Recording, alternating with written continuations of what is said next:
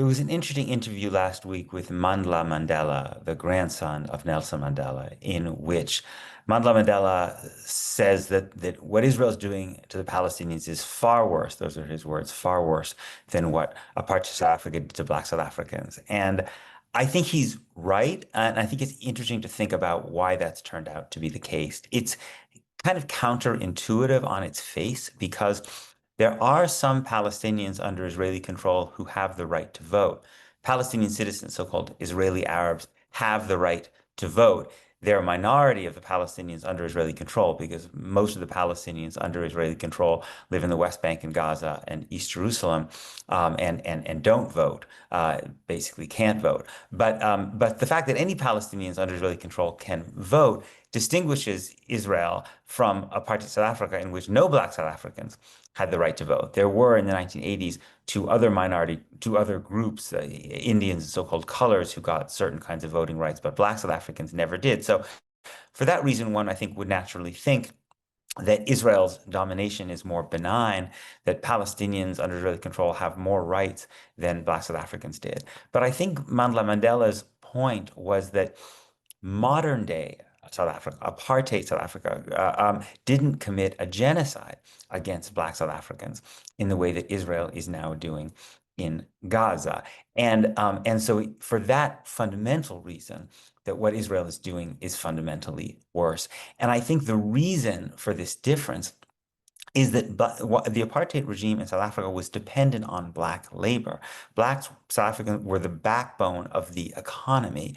So South Africa could not engage in a mass expulsion or mass destruction of the Black population. It could certainly oppress them very brutally, but it needed their labor.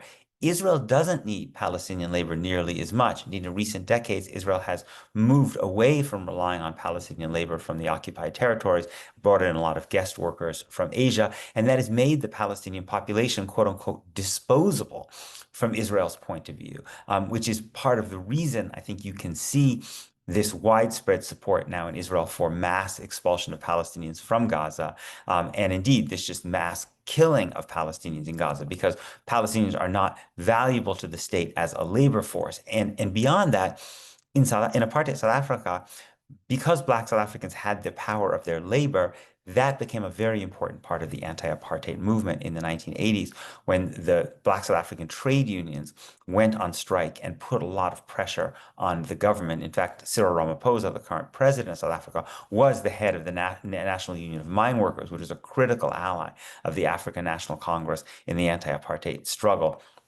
Palestinians don't have that kind of similar power, which makes them more vulnerable. The other reason that I think Mandla Mandela is correct, that Israel's version of apartheid, and Israel's system has been declared an apartheid system by Human Rights Watch, Amnesty International, B'Tselem, many others, is that Israel's version of apartheid simply lasted much longer.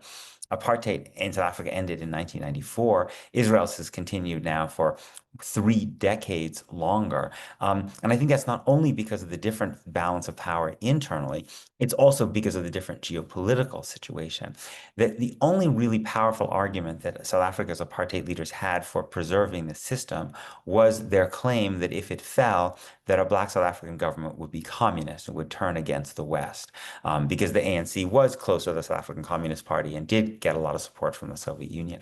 But as the Cold War began to wane in the mid to late 1980s, that argument started to fall apart. It became clear that the West didn't have so much to worry about in terms of a Black South African government, because it couldn't be a Marxist government, because the Soviet Union was withdrawing from its global competition with the United States. And so in some ways, South Africa had no argument to make to Europe and the United States for why apartheid should be sustained.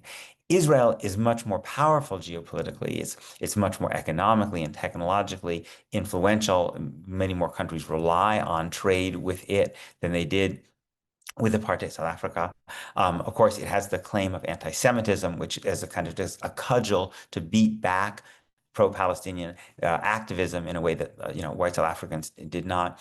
But I think the other critical thing, and the thing which kind of worries me so profoundly about the system, the world, is that apartheid South Africa ended in a moment of this third wave of global democratization in which there was this global movement for democracy against apartheid that helped to end American and European complicity and ultimately bring down that regime. There was a kind of triumph of a liberal democratic movement around the world over apartheid South Africa in a moment in which liberal democracy was on the ascent.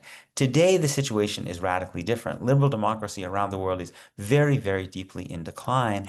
And what's happened is that while apartheid is that Israel's version of supremacist ethno-nationalism, even though there's widespread revulsion to what it's doing in much of the world, in many other powerful pockets of the West, has become a kind of a model of the ethno-nationalism that the Republican Party wants in the United States, that the Viktor Orban wants, that the AfD wants in Germany, that Marine Le Pen wants in France, that Narendra Modi wants in India.